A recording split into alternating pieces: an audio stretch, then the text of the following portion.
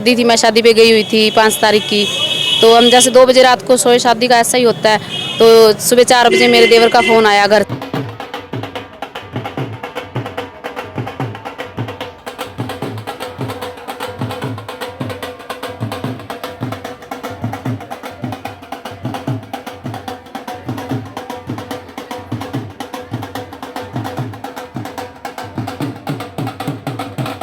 इस वक्त हम पतंजलि विद्यापीठ के बाहर खड़े हैं और यहाँ पर ढोल नगाड़े बज रहे हैं, मिठाइयाँ बांटी जा रही है।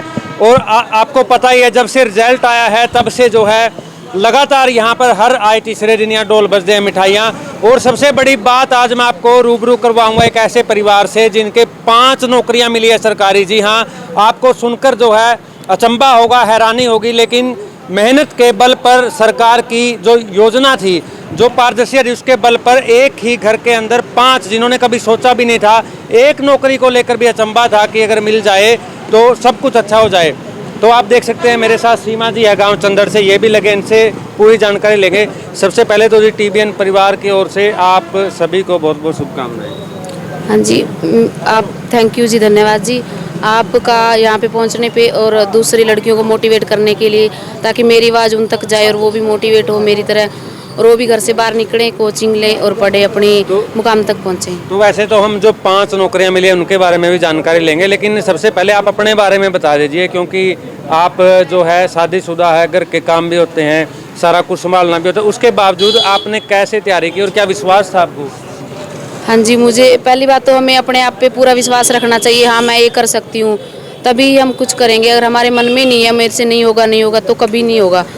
तो मेरे परिवार, मेरे सास ससुर पूरे मुझे सपोर्ट दिया, मेरे हस्बैंड ने भी पूरा सपोर्ट किया, पूरी हेल्प की मेरी भी। तू पढ़, तू कर सकती है, तू टेंशन मत ले, मैं कर लूँगा। मेरे हस्बैंड ने पूरा सपोर्ट किया मुझे और मुझे अपने सपने पूरे करने में मेरी हेल्प की। तो कभी कभार ऐसा भी मन में आया कि कई बार मन उतर गया हो कि मुश्किल ही है, कभी आया ऐसा विचार? एक आधा बार जब रिजल्ट आता था तब होता था, पर थोड़ी देर के लिए होता था। मैंने कभी बुक नहीं छोड़ी थी। एक दिन रिजल्ट आया, मैं 1 नंबर से रह गई, दूसरे दिन बुक उठानी है, मैंने पढ़ना ही है, भी आगे मैं करूँगी, मैंने करना ही है। तो मेरा काफ़ी बार सिलेक्शन 1 नंबर से रुका है, कांस्टेबल का, एसआई का 2-3 बार पेपर क्लियर हुए थे, फाइनल में रह गई। और मैंने पहले जेबीटी की थी 2014 में, और उसकी कोई वैकेंसी नहीं आई, उसके एस्टेट सारे क्लियर। उसके बाद 2019 में मैंने एमपीएसडब्ल्यू का डिप्लोमा किया और उसके बाद अब मैं जॉब पे हूँ। तो सबसे पहले किसने आपको बताया कि आपका नंबर आ गया, या आपने देखा और उसके बाद कैसा माहौल घर में हो गया? नहीं, जैसे मेरे भाई की शादी थी, मैं शादी पे गई हुई थी 5 तारीख की। तो हम जैसे 2 बजे रात को सोए, शादी का ऐसा ही होता है। तो सुबह 4 बजे मेरे देवर का फ़ोन आया घर से, यहाँ से, भी आपका सिलेक्शन हो गया है, भी रिजल्ट आ गया देखो। तो हम उठे 4 बजे, देखा भी क्या हुआ, ऐसे कैसे फ़ोन आ गया एकदम। तो उन्होंने देखा, पहले एससी में देखा, एससी में मेरा रोल नंबर नहीं था। कहता भाभी आपका तो नंबर है ही नहीं। फिर हमने कहा जर्नल में देखो, तो जर्नल में था मेरा सिलेक्शन। तो मुझे बहुत खुशी हुई। मेरे माँ बाप की मेहनत भी रंग लाई, मेरे हस्बैंड की, मेरे सास ससुर की, जिन्होंने मुझे पूरा सपोर्ट किया। 10-12 साल हो गए मेरी शादी को, अब तक भी मुझे पढ़ा ही रहे हैं, मतलब। तो 5 नौकरियों की अगर बात करें, चंदड़ गांव है जो सीएम साहब ने भी आपके जो घर में है संजीव का नाम लिया, तो 5 नौकरियां कैसे लगी, एक बार ये और जरूर बताएं, क्योंकि हमारे जो दर्शक इंतजार करें कि 5 नौकरियां कैसे? वो सर इसी सरकार में ही लगे हैं, बिना खर्ची के, बिना पर्ची के। क्योंकि आजकल एक ही, अगर पहले सरकारों में एक ही लग जाता तो दूसरा नहीं लग सकता था, जाकर सिर्फ रिश्वत से लगवाते थे। तो अब की बार उन्होंने हार्ड मेहनत की और अपने उस बलबूते पे लगे हैं जी। तो 5 सदस्य आपके घर में अब नौकरी पे है। हाँ जी। तो पतंजलि के बारे में क्या कहेंगे? अक्सर कुलदीप जी बैठे होते हैं या कोई स्टाफ, तो सबसे पहले आते हैं, सबसे पहले तो ऐसे करके ऐसे मतलब पहले लगा ही देते हैं कि हौसला बढ़ जाता है। इनके बारे में कितना बताएंगे? मैडम बहुत मोटिव करते हैं बच्चों को, जो लड़कियां हिम्मत हार जाती हैं, सर बहुत मोटिव करते हैं। मैं तो 2017 से ही एस्टेट क्लियर किया मैंने यहाँ पे। अच्छा, मेरे अच्छे नंबर स्कोर थे उसमें भी, पीटेट एस्टेट सारे यहीं से क्लियर किए मैंने। और 2020 में फिर मैंने कोचिंग ली, 1 साल की, 1.5 साल की कोचिंग ली, सेल्फ स्टडी की। मैडम ने मुझे मोटिव किया।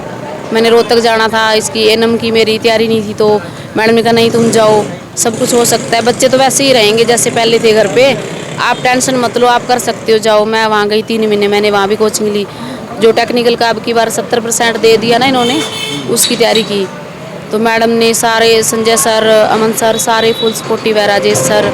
तो ये सारा जो सरकार बदलने के बाद ये पॉलिसी आएगी पारदर्शिता के नाम पे, कई लोग बीच में विश्वास भी नहीं करते कि नहीं पैसे, क्या कहेंगे? जो मुख्यमंत्री मनोहर लाल ने कहा था कि खर्चे और पर्चे बिल्कुल नहीं चलने देंगे।